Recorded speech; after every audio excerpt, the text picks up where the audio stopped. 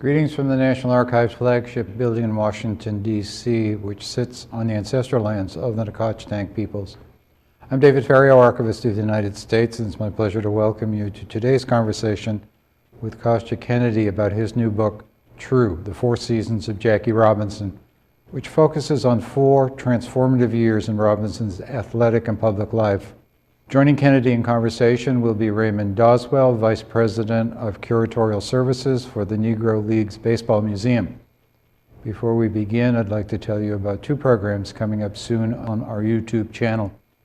On Thursday, April 14th at 1 p.m., Michael Meyer will discuss the story of Benjamin Franklin's parting gift to the working class people of Boston and Philadelphia, a deathbed bequest of 2,000 pounds to be lent out to tradesmen over the next 2 centuries to jumpstart their careers. And on Tuesday, April 19th at 1 p.m., environmental historian Adam Sowards will be with us to talk about his new book, Making America's Public Lands, which synthesizes public lands history from the beginning of the Republic to recent controversies. The featured document now on display in the National Archives Museum here in Washington is a letter written by Second Lieutenant Jack R. Robinson. We know him as Jackie Robinson, the first black man to play in Major League Baseball, but in 1944 he was in the Army and stationed at Camp Hood, Texas. Robinson wrote the letter to the War Department after a bus driver had ordered him to move to the back of the military shuttle, leading to a charge of insubordination. In the years following this incident, as an athlete and as a businessman, Robinson continued to stand up for civil rights and human dignity. Next fall, a new exhibit in the National Archives Museum, All-American, will focus on the power of sports to construct, celebrate, spread, expand, and promote American national identity. Letters from Jackie Robinson will be included in the exhibit, and I hope you'll be able to come and visit. Kostya Kennedy's new biography of Jackie Robinson looks at 4 years in Robinson's life: 1946, 1949, 1956, and 1972. Kennedy's examination of these 4 years show us Robinson as a player, a father and husband, and a civil rights hero. Kostya Kennedy is a former assistant managing editor and senior writer at Sports Illustrated. He's been a staff writer at Newsday and has written for the New York Times, Time, and the New Yorker. He's the author of the award-winning 56 Joe DiMaggio and The Last Magic Number in Sports, as well as Pete Rose, An American Dilemma. Both were New York Times bestsellers and each received the Casey Award as Best Baseball Book of its respective year. Raymond Doswell is Vice President of Curatorial Services for the Negro Leagues Baseball Museum in Kansas City, Missouri. He joined the museum staff in 1995 as its first curator. Doswell travels extensively as a public speaker on topics of baseball and African American history. Now, as museum vice president, he manages exhibitions, archives, and educational programs. Now let's hear from Kostya Kennedy and Raymond Doswell. Thank you for joining us today.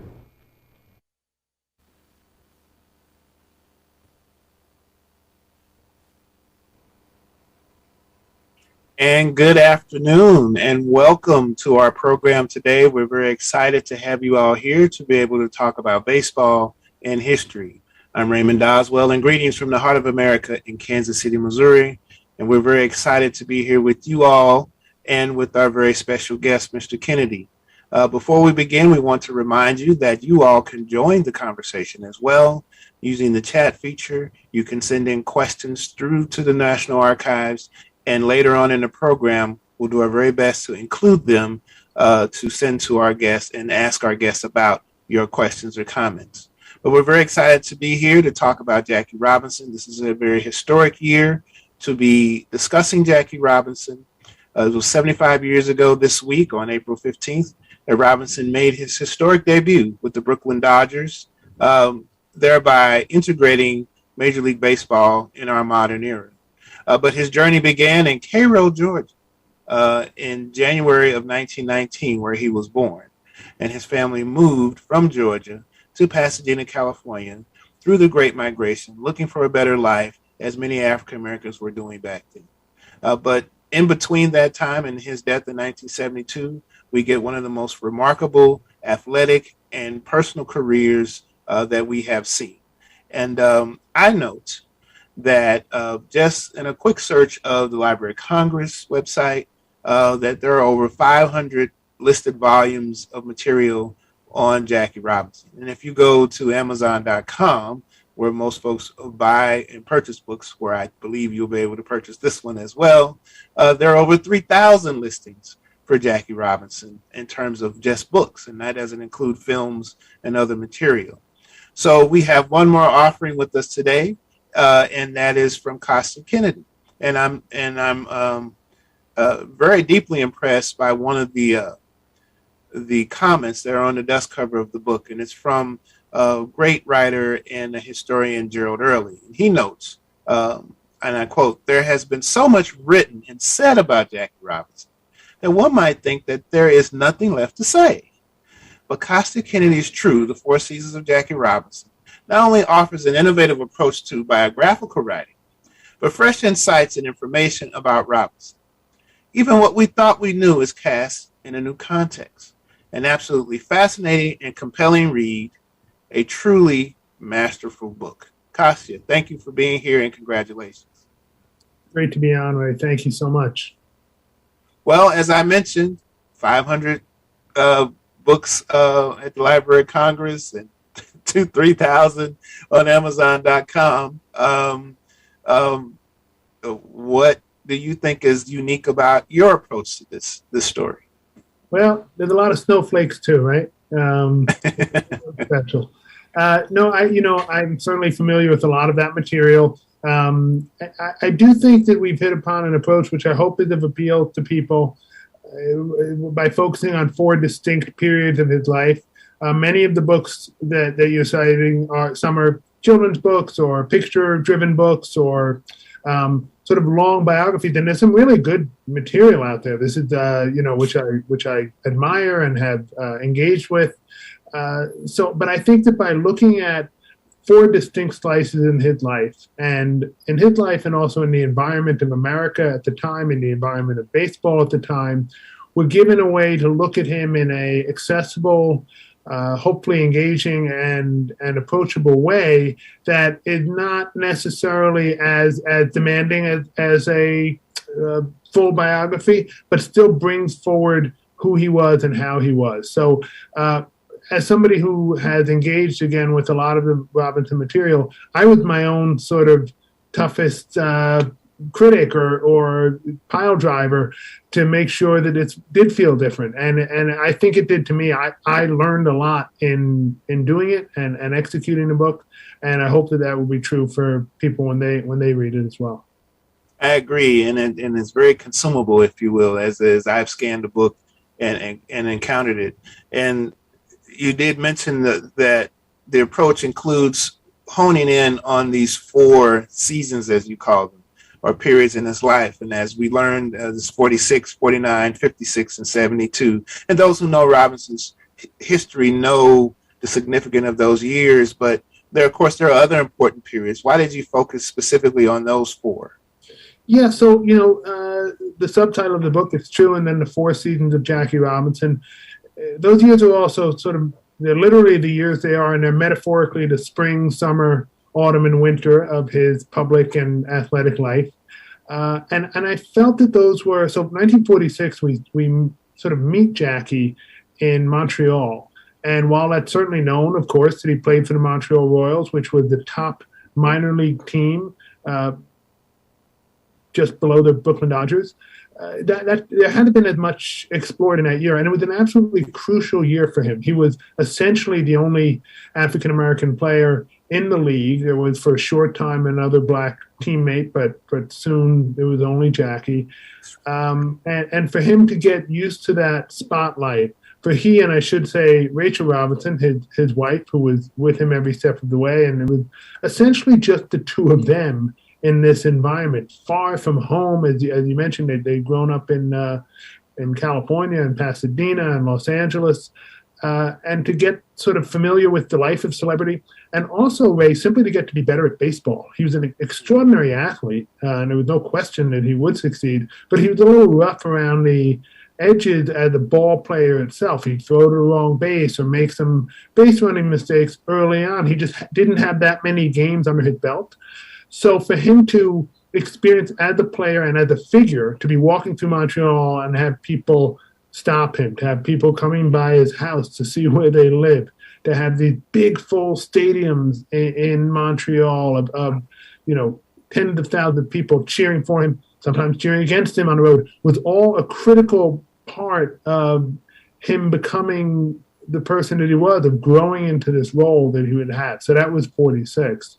In 1949, and this is something also which I think gets overlooked a little bit, in 1949, Jackie Robinson was the best baseball player alive. And he was the most famous athlete alive.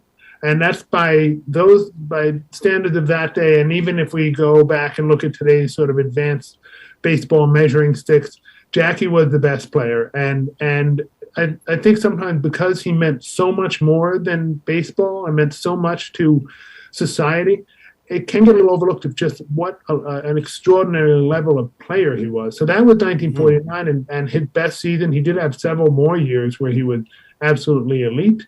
And to see him sort of coming into his own, that was also a year when he decided he was no longer going to turn the other cheek, which is what he did in his earliest seasons in the major leagues. He decided he was going to be aggressive when it was called for. He was going to respond when a response was needed. And it really opened up his game. It made him a much more, as I say, aggressive ball player and complete ball player. Then when we see him in 1956, again, a year which I feel gets overlooked a little bit because many people know that the Dodgers won the World Series in 1955. That was the big team triumph, and of course, very important for Robinson himself. But he personally he struggled a lot that year. And the year after 1956, he had a lot of physical challenges that he was dealing with, and he sort of willed himself back to having a really strong year, not at the level of his sort of peak years, but a very productive year in which the Dodgers would not have reached the World Series, which they did, without his presence. And it was the sort of, as I began looking at the story of this show of valiance, he had this will about him. He was going to take this last stand. He was not going to go gently into retirement, and he did. And it's kind of moving when you see what he did. It's hard, as any athlete could say, to make yourself perform at that level, and he did. And lastly, 1972, which was, of course, not a baseball season, but a critical year in Jackie's life. It was not only the year of his death in October at the way too young age of 53, but it was also a year where he was sort of repatriated into baseball. That's another thing that sometimes gets a little bit overlooked. From the time of his retirement until this year, he was essentially estranged from baseball. He had hoped to have a managerial job. That did not happen. He never had a front office job. He wasn't quite antagonistic towards the game, and when he went into the Hall of Fame in 1962, he was very generous in his thanks and genuinely pleased to be there. But he was also critical of the sport for not advancing African Americans in the managerial and front office ranks. He had stopped going to old timers games for various reasons.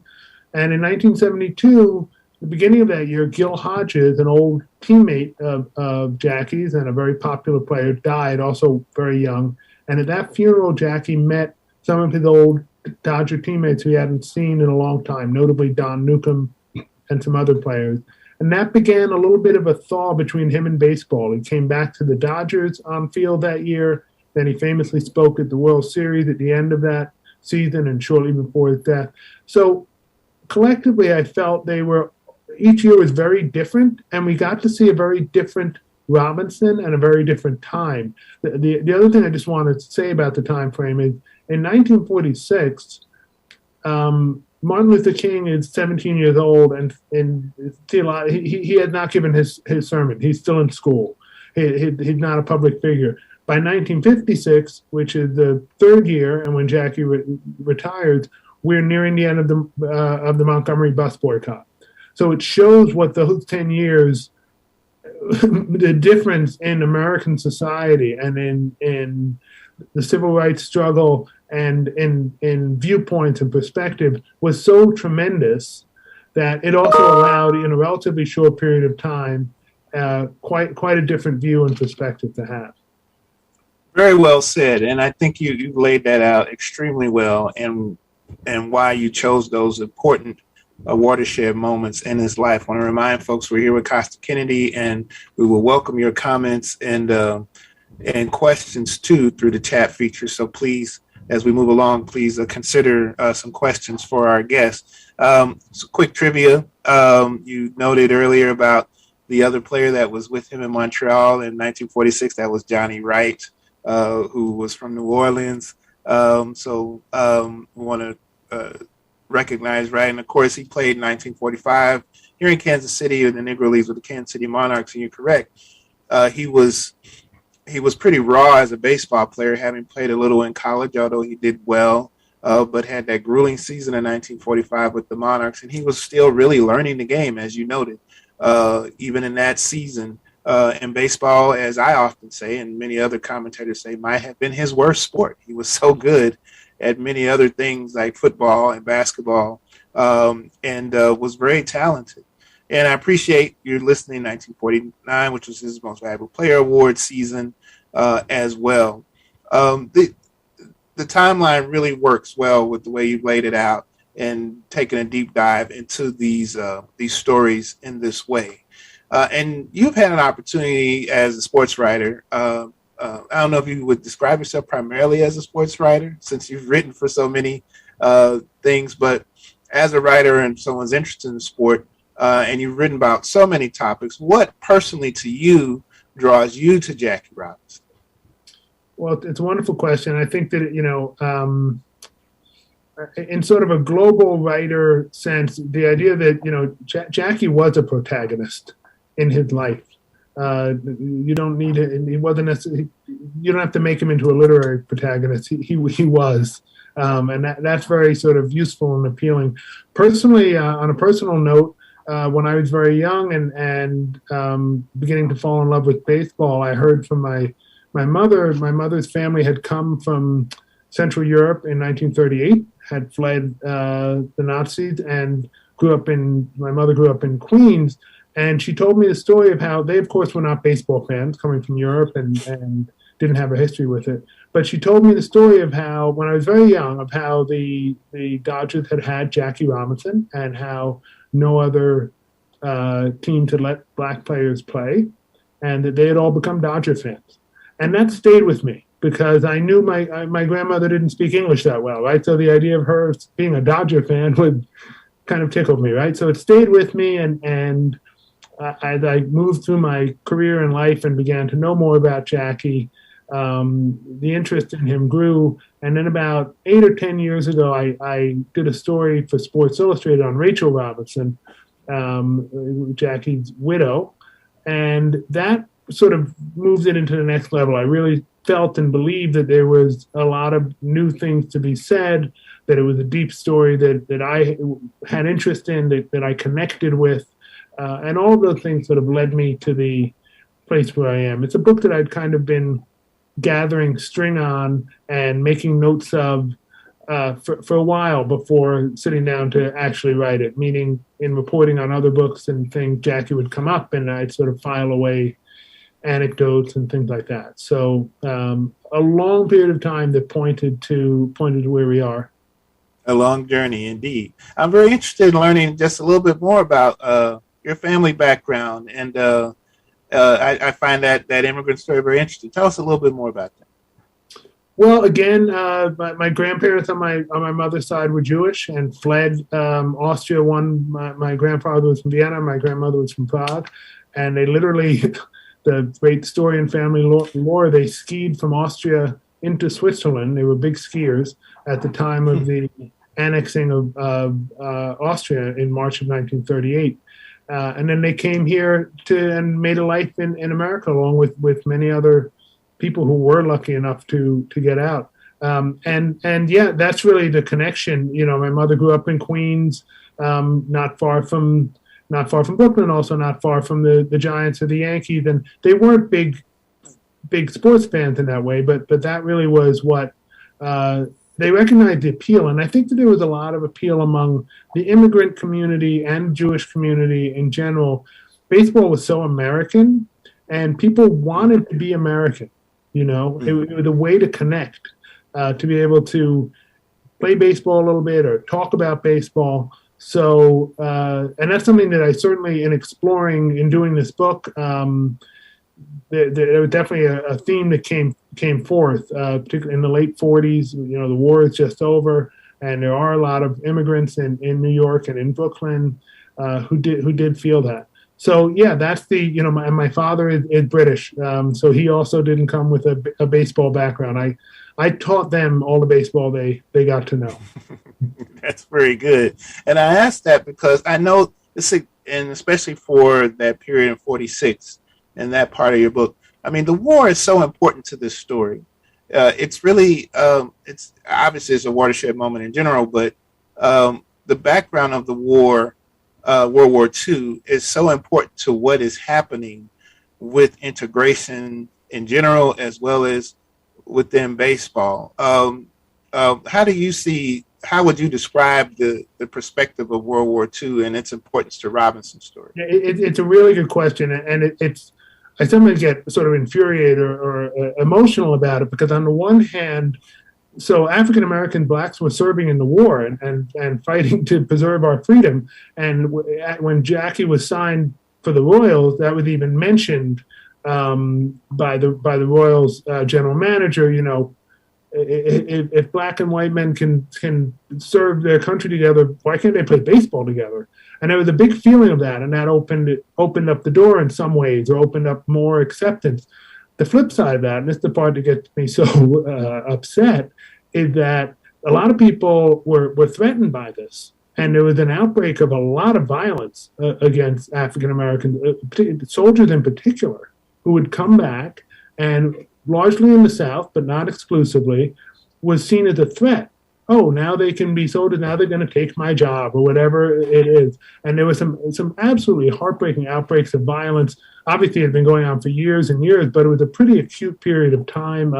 Brian Stevenson, the great scholar, has written a little about this phenomenon after World War One, and so I was aware that was the case then, but I hadn't really been as aware of how acute it was after World War II. So there was, at one point I say in the book, that the occasion of the war was not material to the appetite for progress.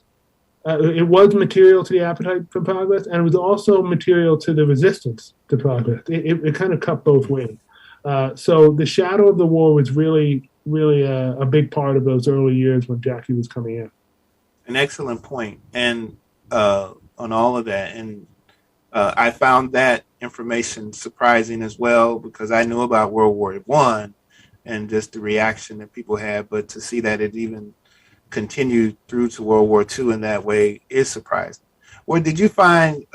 What else did you find surprising in your research as you dug through different things? Was there something that jumped out at you that perhaps you really didn't know before? Well, I mean, it's sort of, research like this is sort of filled with little treasures, and you come upon, especially if you've become familiar with the subject matter, and you realize that there's still jewels to be found. And so there was a lot of sort of smaller anecdotes. There's a great story of this player, Bob Aspromonte, comes up to play with the Dodgers, and he's just a kid. He's barely 18 years old. This is in 1956. And he goes out to play at Ebbets Field, and there's Jackie Robinson. There's also Pee Wee Reese and Gil Hodges. They can't believe it. And he's having a little trouble, and Jackie comes over and gives him his glove. He's like, your glove is too big. Use this. Jackie used a really small glove when he played in middle infield, as most middle infielders do. And he sort of gave that to Bob, and then got to keep the glove, and that impact that he had on his life. There were lots of little sort of intimate details. Robinson at a company picnic when he was working a chock full of nuts, and the way he behaved there. He was a consensus builder in many ways. I feel like it was sort of a journey of lots of small discoveries that revealed sort of a new side or a new understanding of Robinson to me, certainly. That's excellent. The journey of small discoveries. I like that. So again, we're here with Kostya Kennedy, and We're talking about his book, True, The Four Seasons of Jackie Robinson. We welcome your questions in the chat, and we look forward to hearing from them so we can share them with our author. I wonder if you could share with us, as you're finding that material, what kinds of archival materials were available to you or people that you could talk to or had access to in creating your book?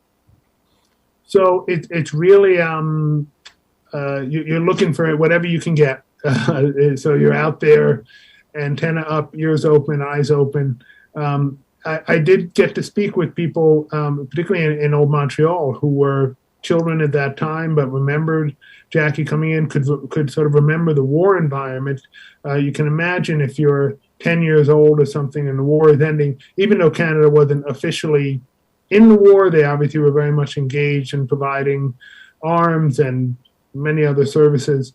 It's an acute time in people's lives. So there were some really clear, impressionable moments that people would remember that I'd sometimes go to verify through an old newspaper and find out they had remembered it exactly right, and then were able to take it a little further. So I got to speak to some people, to some people of various, of different ethnicity who were in Montreal at that time, and certainly in Brooklyn, to be able to go back and see and imagine what Brooklyn was like. Because, in 1949, where else but Ebbets Field, and this is somewhat rhetorical and it's somewhat an actual question, where else but Ebbets Field were white men and women next to black men and women cheering the same thing, whether it's Jackie Robinson, Roy Campanella, or Duke Snyder, Pee Wee Reese, you're just cheering for your Dodgers, you may be embracing that whole thing to come to life was very powerful. So to be able to speak to people who are actually on the ground in those places and in the other years, that was really crucial material. Old newspapers, including French language, where I had help in translation in Montreal. But old newspapers through various sources was a big, big key, and there were a lot of newspapers in those days. So that gave a lot of opportunity. For some of the later years, I did have an early raw reporter notes from Sports Illustrated. That was really for the later years because Sports Illustrated just began in 1954. But those were enormously helpful and provided some material I hadn't found anywhere else. There was an FBI file on Jackie, which had been obtained by a Freedom of Information Act, which I was able to get and look through. Let me pause there. I got to hear more about the FBI file. What kinds of things did you find in it? Well, it was in those days any whiff of communist activity. When Jackie was absolutely against communism, he wasn't. But because the communist movement was also very pro-integration, there was some overlap there, and so. And Jackie also was outspoken, and he didn't necessarily clearly didn't agree with everything the government was doing and all that. So the fact that he had an FBI file wasn't as sort of alarming as it might feel today to have it, because he was such a high-profile figure, such a high-profile African-American figure. There was that file, and he had testified also at the House Committee for Un-American Activities, and that would have landed him in the sort of it's not person of interest, but as somebody to be noted and documented by the FBI. So it was simply just a way, almost in some ways, to see Jackie and get a little color around him and hear his voice a little bit. It wasn't as if there was he was plotting some overthrow that nobody knew about, anything like that. Well, that's an important point. But you're right, because what a lot of people may know or may not know, and you probably touch on it in the book as well as many others have, is the fact that in addition to progressive politicians who were pushing baseball's integration in general as a labor issue, especially in New York City, the communist left, and particularly through the newspaper The Daily Worker and journalist Lester Rodney, were also pushing that issue. And I think some have described it, they were kind of competing for that turf a little bit. But ultimately their efforts and the other efforts were successful because of what happened there. And some might even say that someone like even General Manager Branch Rickey with the Dodgers, was trying to get ahead of all of that when he made the move to pursue Robinson from the Negro Leagues. How does Branch Rickey come out in your book in terms of what you found and what you wrote about? Yeah, I mean, overall, he comes out as somebody who was, first of all, an extremely smart person. He was certainly, I mean, I think that he was certainly progressive and certainly didn't, with pro integration. I think he just thought it was asinine that the best baseball players couldn't play on the best with the best baseball players, right? I don't think he was like overly noble, but I think his heart was totally in the right place. I think he saw an opportunity that there are these great ball players. I'm going to bring them in. Jackie Robinson, first and most prominent among them, and then Roy Campanella and Don Newcomb and Gilliam and others. And lo and behold, it was the best 10-year stretch in Dodgers history, right? So I think he's thought of it as a very sort of, you mentioned in labor, I think he had a view very much like that, a practical view. I'm going to expand my pool of available workers and get the very best. And they're going to, and Dodgers under Rickey and then under Walter O'Malley, they didn't pay people very well, but they paid black and white ball players equally well. There was no problem with that. They were a little tight with their money, but whoever you were. But I do think that Branch did believe, he famously had a portrait of Abraham Lincoln in his office.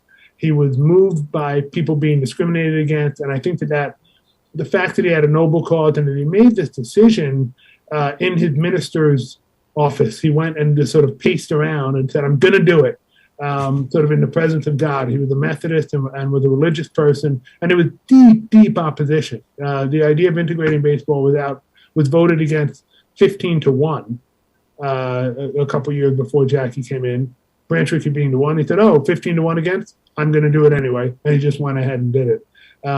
And just to jump back to one from a baseball standpoint, Branch Rickey is somebody who developed the farm system as we know it today. He used terms, for any baseball fans out there, we today have a term that's called wind above replacement. It's this kind of technical term to measuring ball players. He was talking about replacement level players in the 30s. And the value of on-base percentage, very technical thing, as well as broad-minded things. He was an absolute pioneer and genius on the baseball field with his integrating baseball and bringing Jackie Robinson, clearly the most important thing that he did, but not the only thing. He had a broad resume of ways that he impacted the game and the culture around baseball. Indeed. One of the great lines, I think, and portrayals of Branch Rickey was in the film 42 with Chadwick Boseman and Harrison Ford when he is sitting around the table, when Rickey, played by Ford, is sitting around the table with his scouts going over potential candidates to integrate baseball.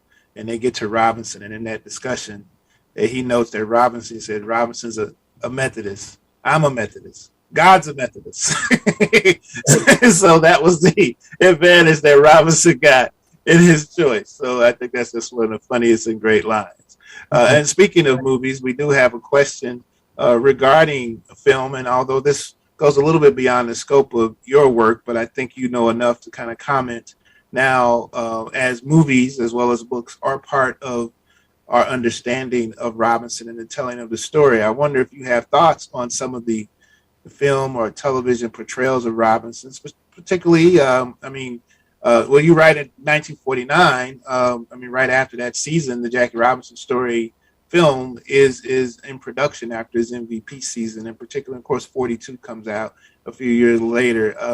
I wonder if you have any comments about your thoughts on any of the films or television things that are done on Robinson.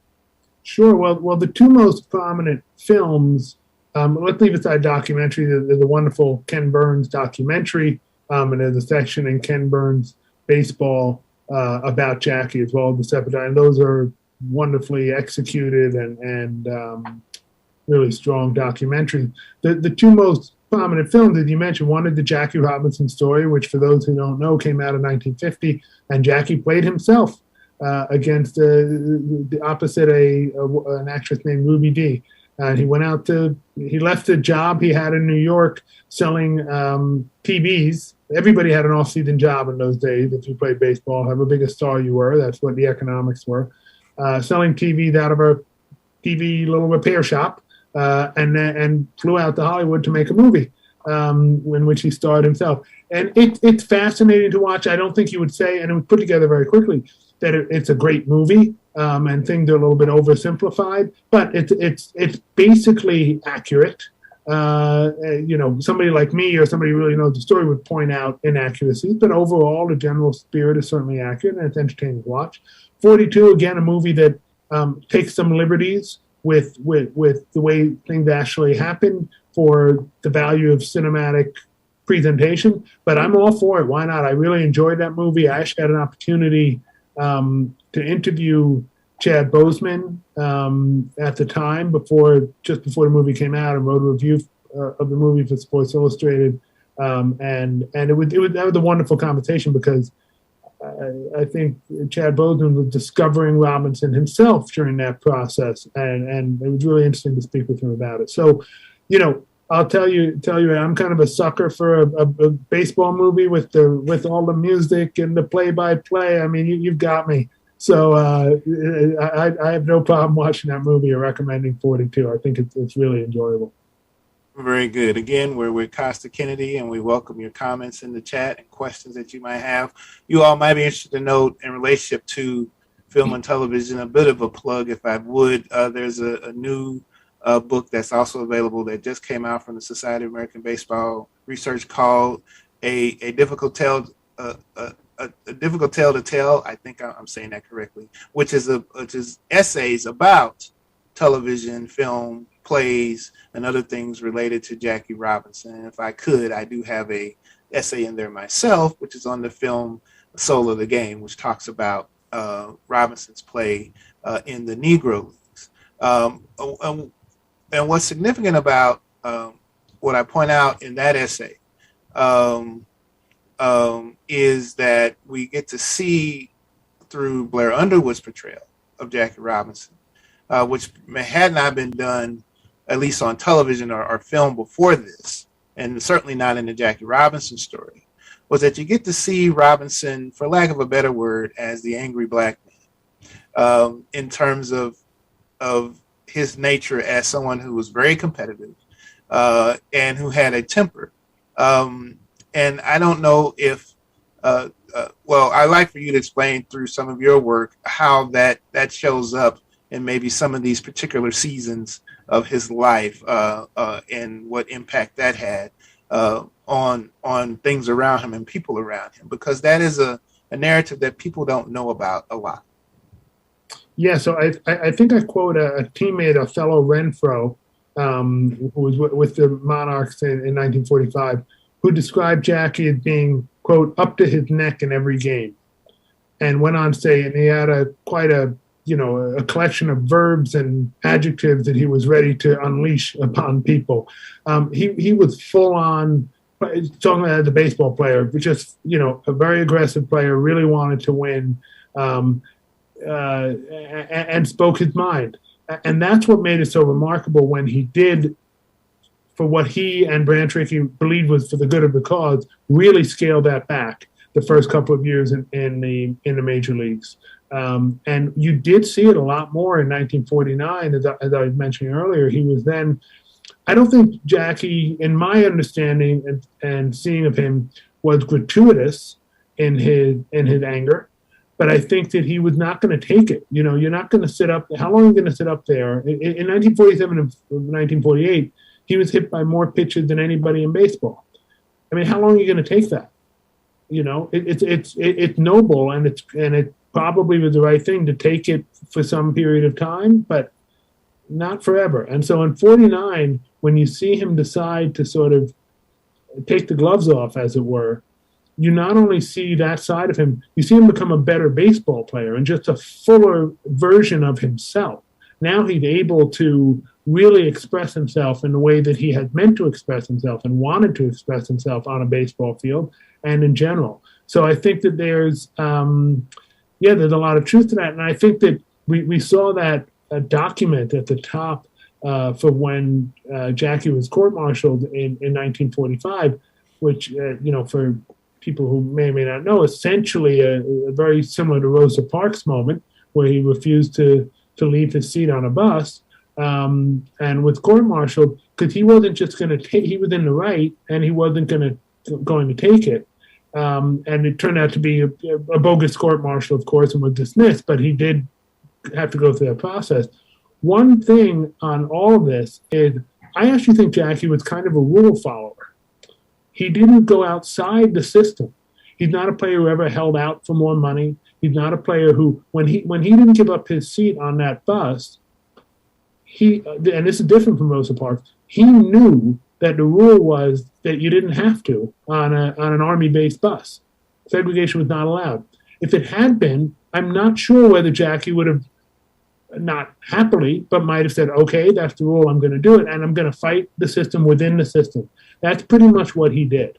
He in baseball and without, he fought the system aggressively when it needed to be fought, more collegially when he felt that was a way to do it.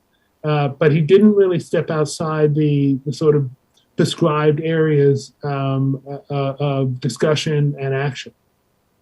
I like that. I like the way you describe that, and that's a great perspective on him. And he was one to fight back for things that he thought was right, but within the confines of what was available, and he was outspoken within those confines. I think that's a very important point. And that's a nature, as I said, a side of him that a lot of people are just now have discovered more recently. As we learn more about him and his life and talking to fellow players from the Negro Leagues and beyond, we get that perspective. I know Jules Tigel in his book describes him as the most aggressive of men, is one of the sayings that he says. Which brings me to, and this may or may not be fair because I didn't send you this ahead of time, but I'll put it out there anyway because we have someone like Robinson, aggressive ball player, very talented ball player. And then you also have written about DiMaggio and Pete Rose. You couldn't have three more different baseball players. I wonder how you compare and contrast, if you would, especially now that you've dug deep into all their lives. Yeah.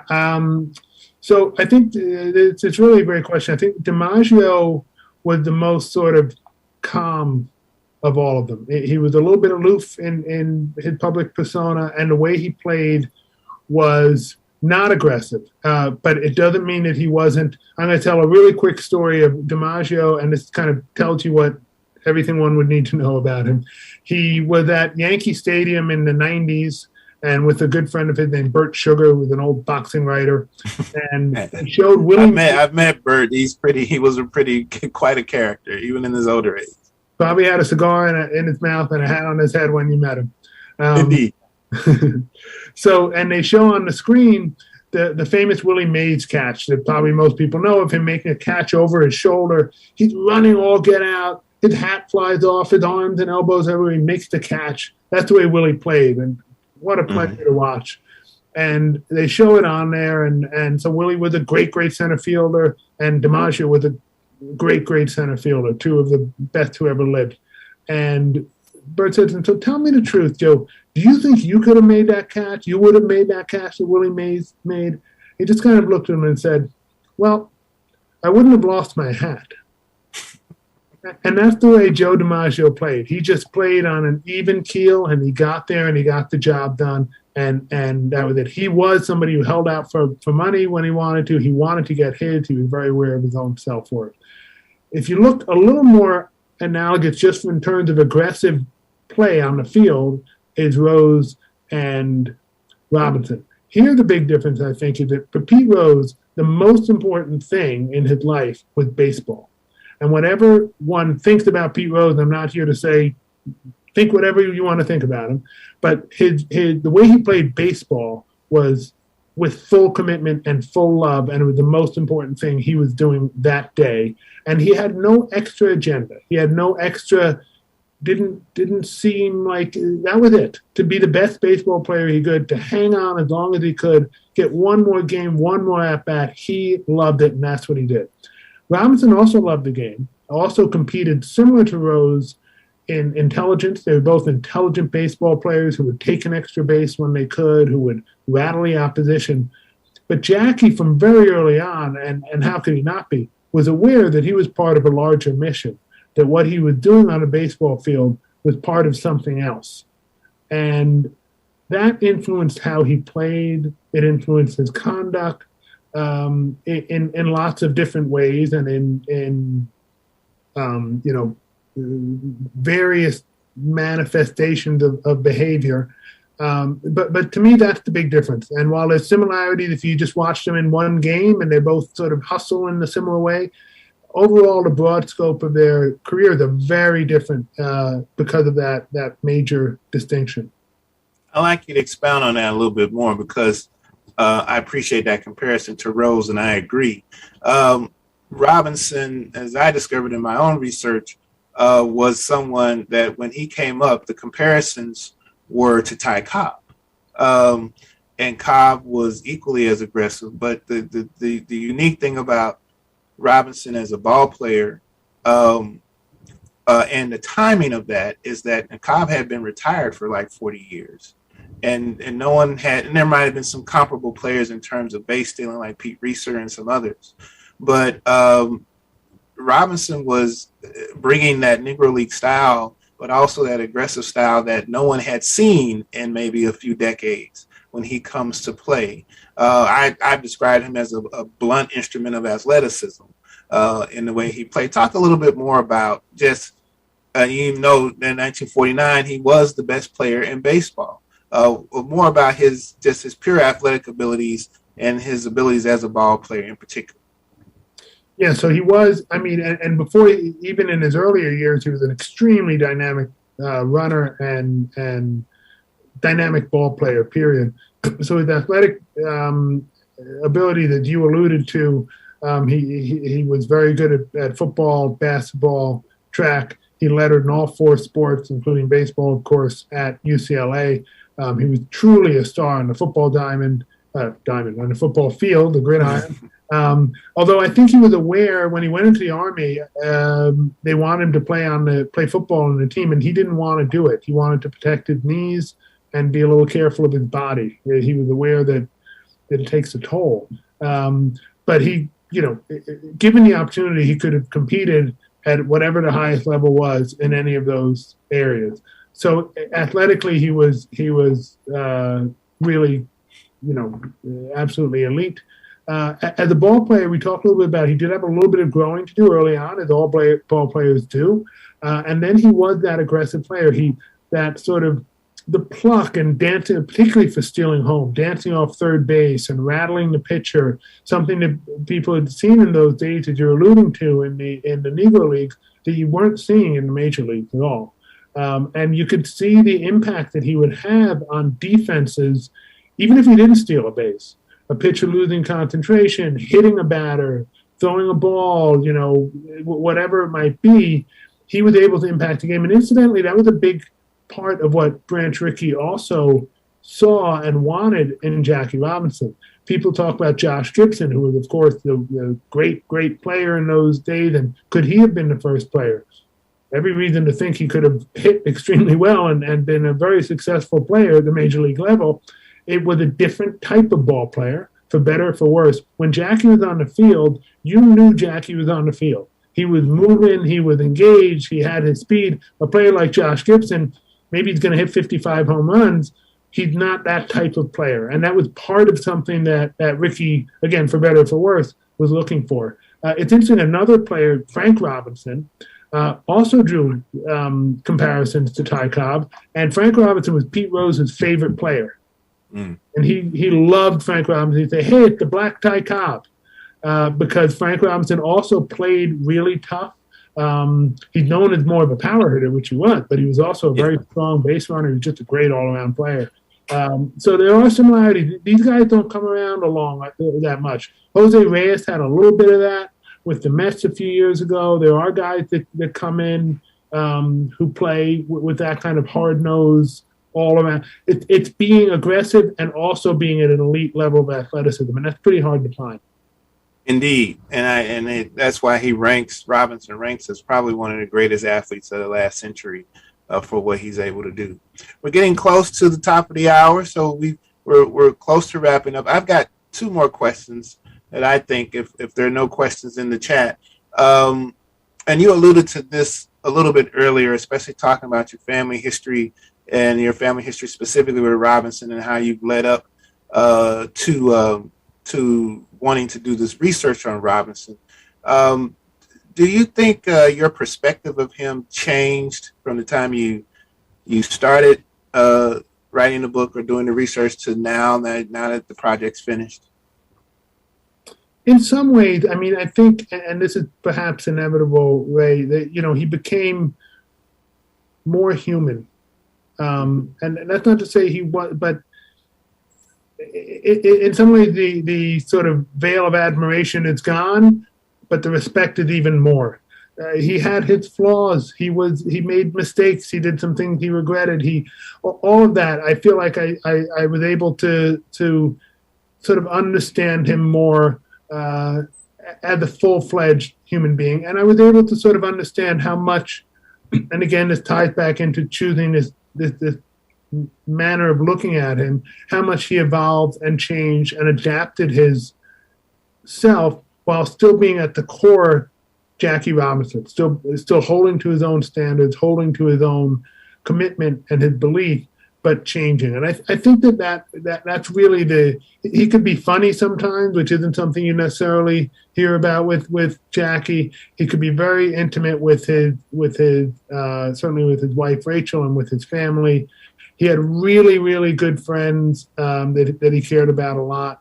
And so there was, I think overall, I just grew a deeper understanding of the layers and the nuances to somebody who, like any historical figure, we may know in broad strokes, but you begin to really get into the nuance of their life a little more. Very good. One last question for me before we wrap up, to kind of summarize our discussion. And again, with Kostya Kennedy, please look for his book, True, The Four Seasons of Jackie Robinson, wherever you buy books. We encourage you to get the book and enjoy it yourself. Now, we are 75 years on from his first appearance with the Dodgers here this year in 2022. We're also 50 years after his death, which will be this year as well.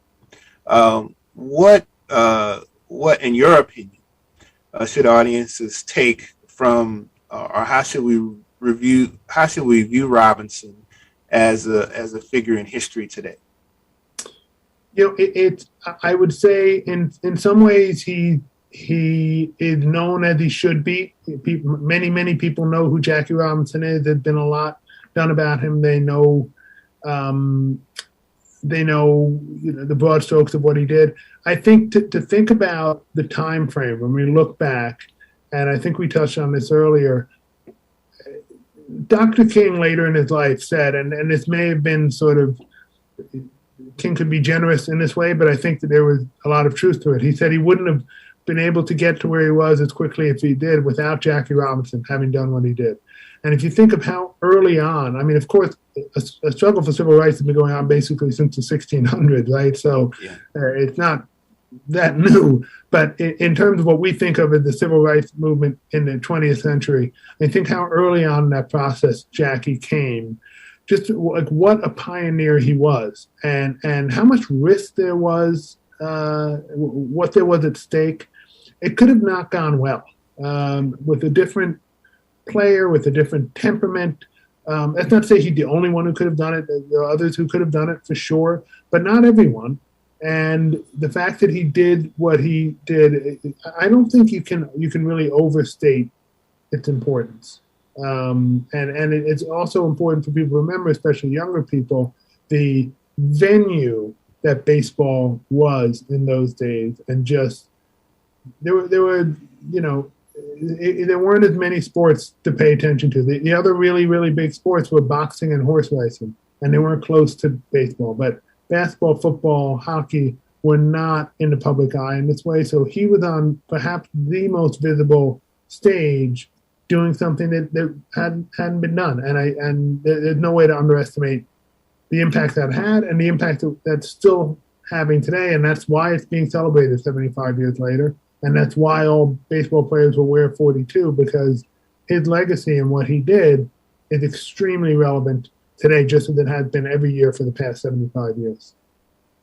Well said. April 15th is the 75th anniversary of Jackie Robinson's debut with the Brooklyn Dodgers. And as Kostya just noted, all Major League players will wear the number 42 in remembrance of Robinson.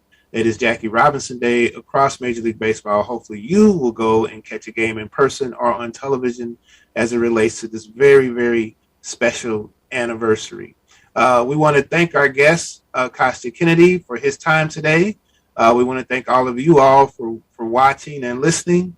Remind you of the great document that is now available or will be available at the National Archives in relationship to Lieutenant Robinson. You can see original documents and history there. Hopefully you can make it to D.C. to see the documents, as well as enjoy the many different programming that will come up to remind us of this great man and his great legacy. Again, thank you, Kostya, for your time today. Any final words you want to say? No, I enjoyed it. You had wonderful questions. It's great to talk about this topic with someone like yourself and so knowledgeable. And I really appreciate the time you took to present the questions and enjoyed it very much. Thank you, Ray. And thank you for that. And we want to also encourage you all to visit us here at the Negro Leagues Baseball Museum in Kansas City, Missouri. We're located in Kansas City in the 18th Divine Historic District, www.nlbm.com. I should point out, too, that soon we will have a launch of a new website called barrierbreakers.nlbm.com. Not available yet, but it will be this Friday as part of Jackie Robinson Day. You'll learn about Robinson and the other players who helped to integrate baseball. Once again, thank you for joining us. Extra special thanks to the Archivists of the United States and the National Archives for bringing us Kostya Kennedy and True, the 4 Seasons of Jackie Robinson. Thank you and have a great day.